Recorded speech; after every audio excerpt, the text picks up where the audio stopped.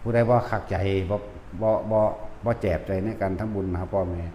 มันมีอยู่มื้อเดียวแต่ละมื้อพิเศษ15ค่ำเดือน7วัน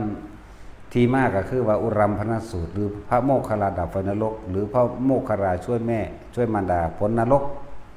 15ค่ำเดือน7เป็นวันจุติจิตของพระพุทธเจ้าพระโพธิสัตว์ทุกพระองค์ในภัตตรกัปนี้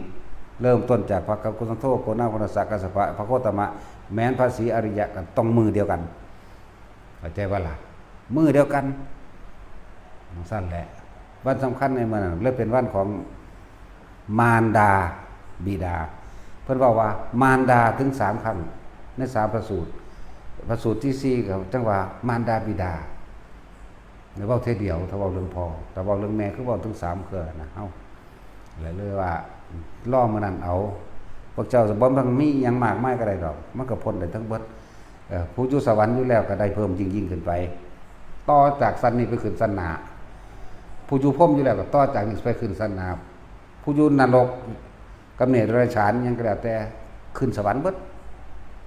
มีมื้อเดียวมื้อนั้นเป็นมื้อพิเศษเด้ในวันที่จุติจิตของพระพุทธเจ้า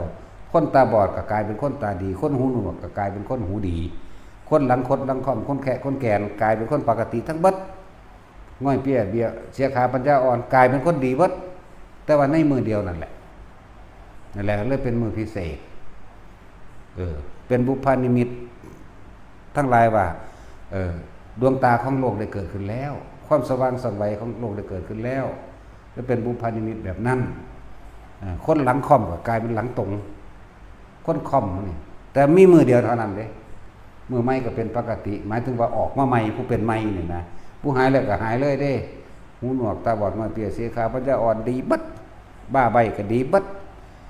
นั่นขึ้นไหนถึงดวงตาของโลกได้จุติหรือได้กำเนิดขึ้นแล้วในท้องของแม่เพิ่นนั่นน่ะคนที่เป็นแม่พระพุทธเจ้ามันบ่เป็นธรรมดาเด้ซ้ำกันกับเนียนพุ่นเด้ศีลเพิ่นจักบ่ล่ะหลังจากท้องแล้วหลังจากท้องแล้วบ่ได้แตะกันอีกแล้วก็ท้องนั้นสิรับเฉพาะ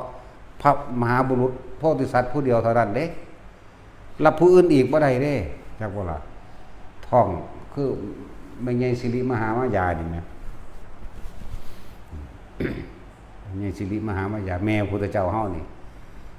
ท้องนั้นรองรับได้เฉพาะพระมหาสัตว์โพธิสัตว์ผู้เดียวเท่านั้นพุทธเจ้าผู้เดียวเท่านั้นแล้วก็ออกมาได้7มื้อตายทั้งสั้นแล้วนั่นแหละขนาดพระพุทธเจ้าเฮาไปโปรดเอาพุทธมารดาแม่เพิ่นนั่นน่ะก็ใส่อภิธรรม7เพิ่นเด้โปรดเอาอภิธรรม7มนุษย์ฟังบ่รู้เรื่องปานใดเด้จากบัดนี้บ่ได้เทศน์ในโลกมนุษย์เด้อเพิ่นเทศน์อยู่ดาวดึงส์พุ่นเทศน์อยู่3นาทีกับ36วินาทีแต่ว่าเป็น3เดือนมนุษย์แล้วนั่นแหละเทศน์อยู่ประมาณนั้นแหละจบบทนี้พระธรรมสังคีนีบรรลุธรรมเท่านี้บรรลุเท่านี้อันนี้เท่านี้ไล่ไปจนมหาบทที่7มหาสติปัฏฐานะแล้วก็บรรลุธรรมหาประมาณบ่ได้ก็ว่าไปคุณดีคุณค่านั่นแหละผู้ใดบ่มั่นใจบ่นั่นเคยทำบุญทำทานหาพ่อหาแม่มาแล้วแต่ว่าบ่มั่นใจในการกระทำของตนเองในวัน15ค่ำเดือน7ก็มาทำอยู่นี่นั่นแหละเลาะเข้าโกเจ้าของได้บัดนี้บอกพร้อมเด้คนจะบ่สงสัยเนาะบ่มีผู้ใดว่าเฮ็ดได้มีแต่เฮานี่เด้แต่เฮานี่แหละในตอนนี้ในโลกเดียวนี้